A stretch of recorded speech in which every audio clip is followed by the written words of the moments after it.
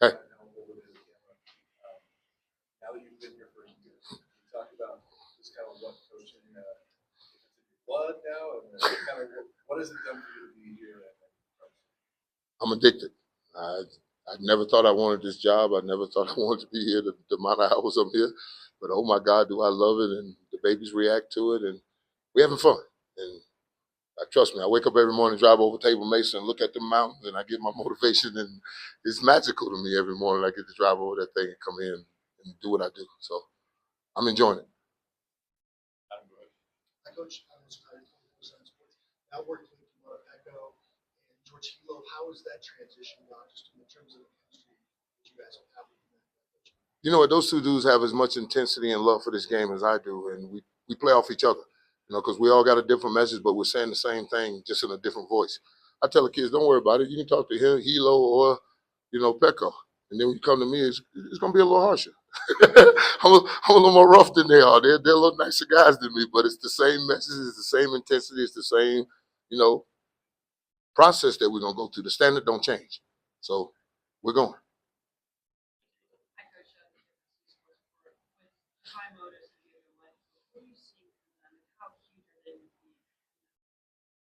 I looked at them from day one and I said, I got 8 of them I can send at you right now, and I got 3 more on some playing time. So I love where we're at right now. We're just pouring concrete. We're just pouring concrete for a solid base to go off on this year, because we don't have the best quarterback in America anymore. We're going to need to play some more D and turn the ball over to our young quarterbacks and get us thing going. So it's on us more, and I like it that way.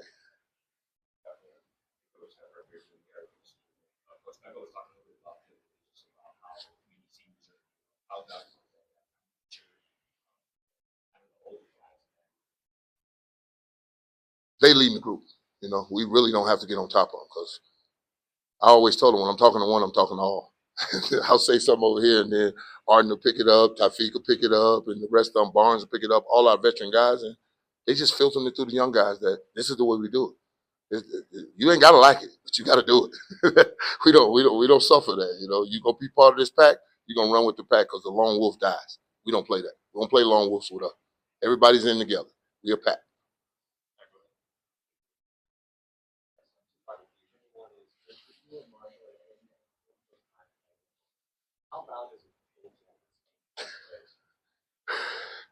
I, you know what? It doesn't matter if it's Hart talking to them or Coach Legit or whoever it is. The kids are really attentive, because they understand that what we're teaching is for the betterment of them. We want them at the next level, because that's our reputation. I tell them all the time, my bus in Ohio doesn't get chipped, my gold jacket don't get dirty. None of that happens to any of that. I'm here for you. So whatever you need me to do for you, I'm willing to do for you and meet you more than halfway. So it doesn't matter about a gold jacket or anything. We got a whole coaching staff of men that are here for the kids, and they understand it.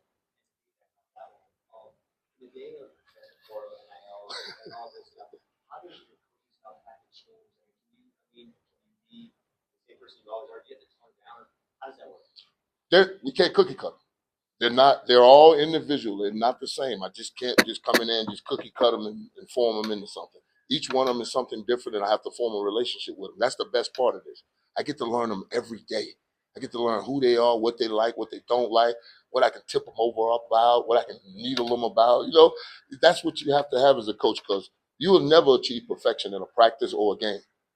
But I can make you trample excellence, perfection, all the things underneath perfection, because you'll never play a perfect game. And that's what I'm here for as a coach, to nitpick and to get you to understand, let's get better tomorrow. Let's do something else tomorrow. Let's take another step. So that's all I'm here for, just to help.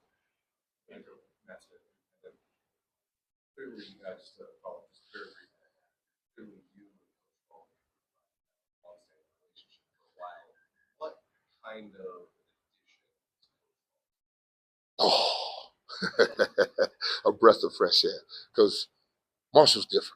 I've been with Marshall since 2008, at 5 in the morning, game day mornings, battling at each other with point and counterpoint. So now it's what we're doing on offense. How do you nitpick it? How do you get it better? How we get the kids to understand what we want them to do, and how we get them more effective in the job that we're asking them to do.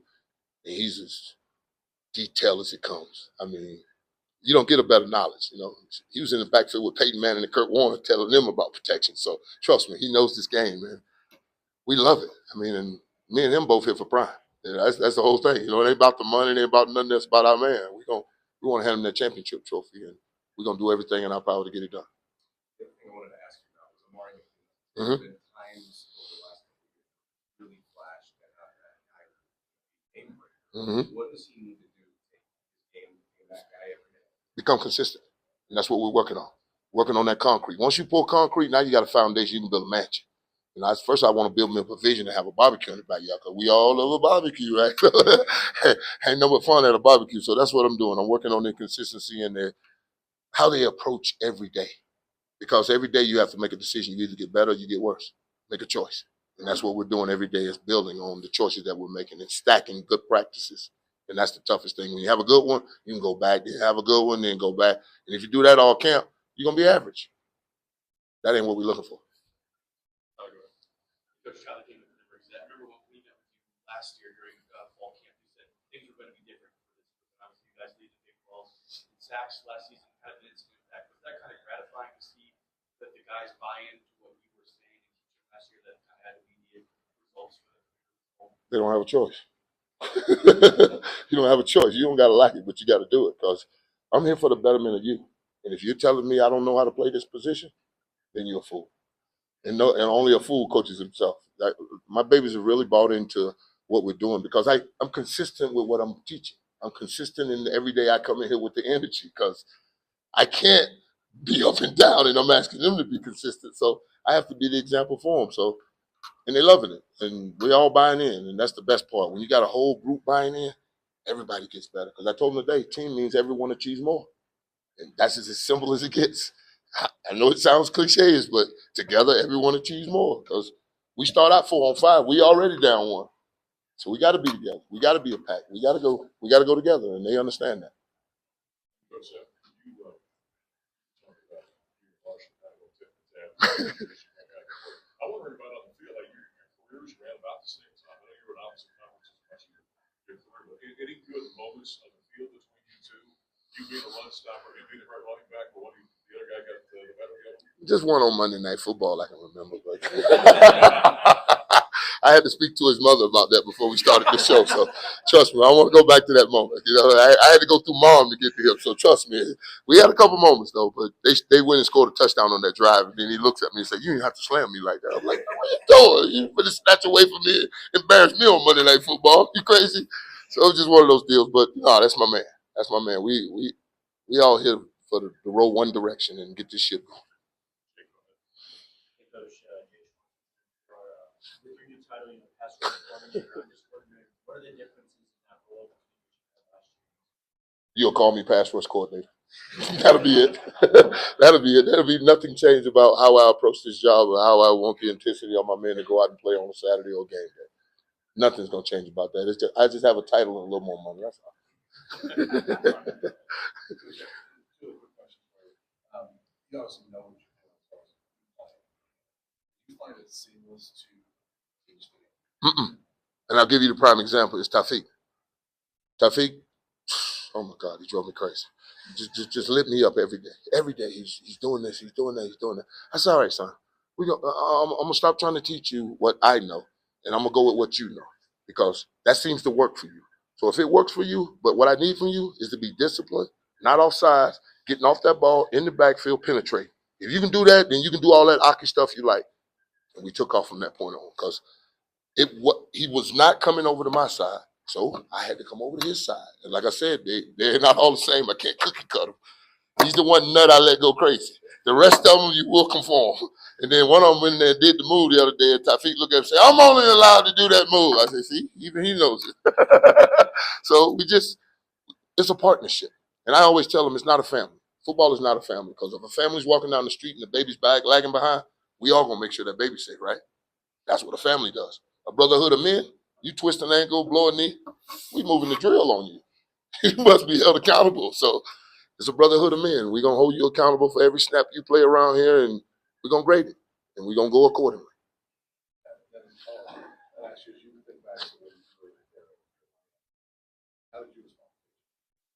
See, I had 5 coaches in 4 years. I mean, I get what I can out of each one of them because I remember Rick Petrie telling me to make an inside move off my third step.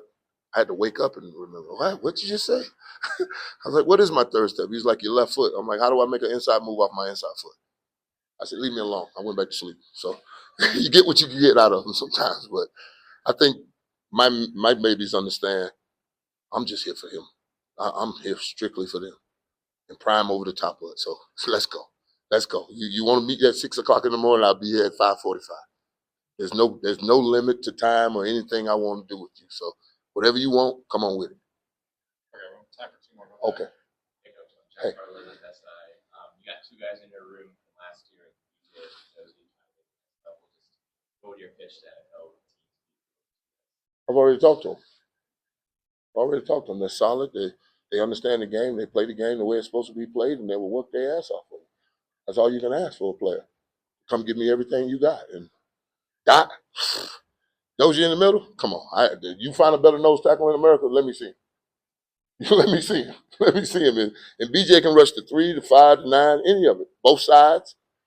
They wouldn't put him in the combine. I worked my butt off trying to get him in the combine, but they've turned that into whatever. So Coach Brown yesterday mentioned that you'd be interested in playing another team this spring for some more energy around spring ball. What are your thoughts on playing a team practice for a few days and play them in spring ball? you just made my mouth water.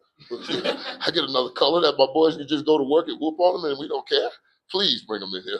Who's coming? Who wants some of this? I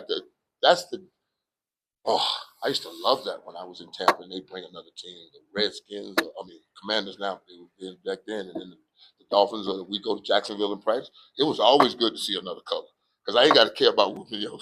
I can whoop upside your head and get on the bus and go home. I don't care. Yeah, but when you got your teammates, you got to kind of care a little bit. So, I'd love another team. Ooh, yes. Give me another O-line in there. And I can yell and cuss at their coach too. Yeah, please. All right. Anybody else? I'm down. All right. I got to go to work. That'll be good.